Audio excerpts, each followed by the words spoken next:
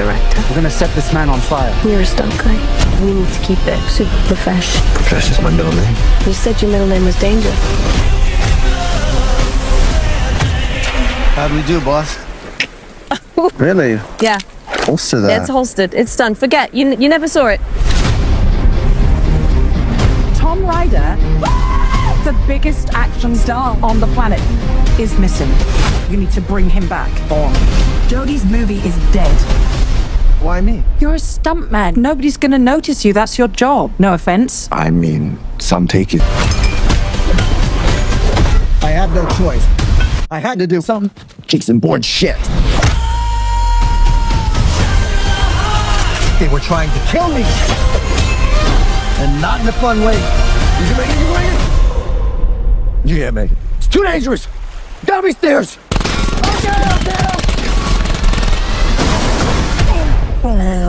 What happened to your face? You look terrible. You look amazing. You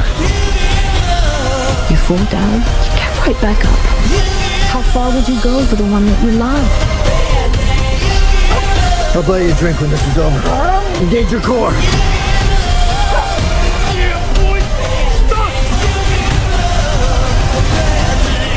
Let's do it later. Want to go to a beach somewhere? Drink a spicy margarita. Make some bad decisions. Yes.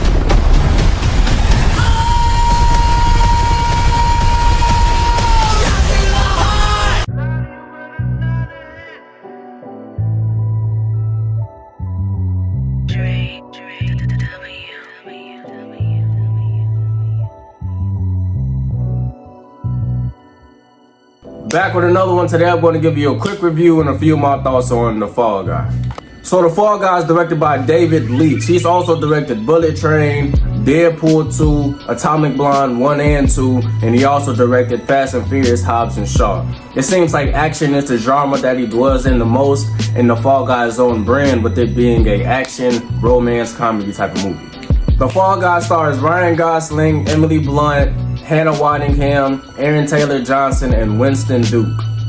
Alright, so to give you a brief synopsis of the film, in The Fall Guy, Emily Blunt's character is a director. She's directing an action movie, and Ryan Gosling is a stuntman. They used to date.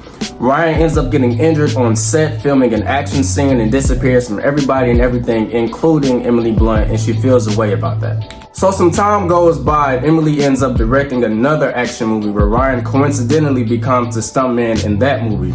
But the problem is Emily's star actor, played by Aaron Taylor Johnson, has gone missing. And Ryan is chosen by the producer to go find this missing person. So basically Ryan becomes a private investigator to go find the missing star. The Fall Guy feels like an appreciation film to the forgotten heroes of action cinema, the people that successfully perform these stunts on a day-to-day basis, the people that make the action stars look good, and the people that actually bring these movies to life, and how they never really receive the credit that they deserve, and that concept is heavily woven into the plot. I like how The Fall Guy highlights the people that are behind the cameras, that way we can appreciate them more. That's how I feel about directors in their movies. The individuals that are behind the camera are just as important, if not even more responsible, for the way a movie comes together. It's like you could have a great script, great casting and everything, but that director is responsible for elevating that movie to a whole nother level. I believe Man of Steel is a different movie if Zack Snyder isn't directing it. Same thing with Christopher Nolan in The Dark Knight, or Scorsese with Shutter Island, David Fincher, The Social Network, Denis Villeneuve with the Dune movies, or Joseph Kosinski with Top Gun Maverick. Don't sleep on these directors, man. Like, they are also a big reason why these movies are so successful.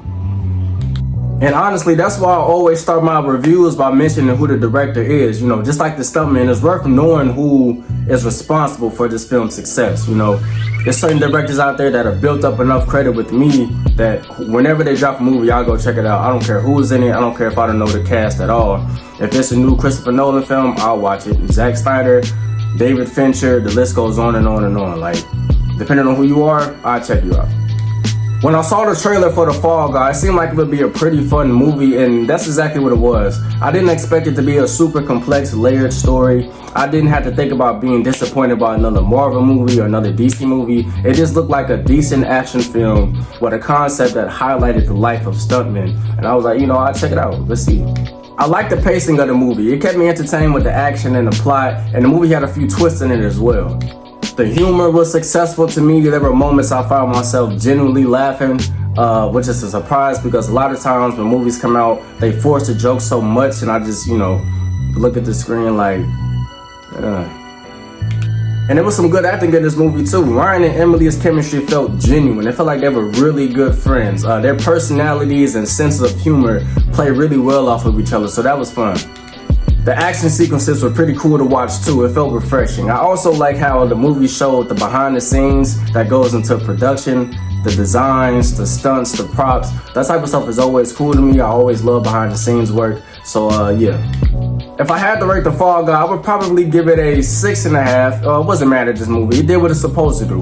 They nailed the action, they nailed the comedy and romance aspect of the movie.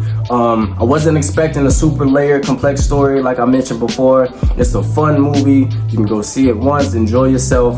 I think it did what it's supposed to do. I'm not mad at that. 6.5. And while making my notes, I learned that The Fall Guy is actually based on the Fall Guys series that came out in the 80s that had a similar concept. So if you've seen that, let me know what you think about that in the comments. As always, thanks for watching. Thanks for supporting me. Please don't forget to like and subscribe, and I will see you on the next one.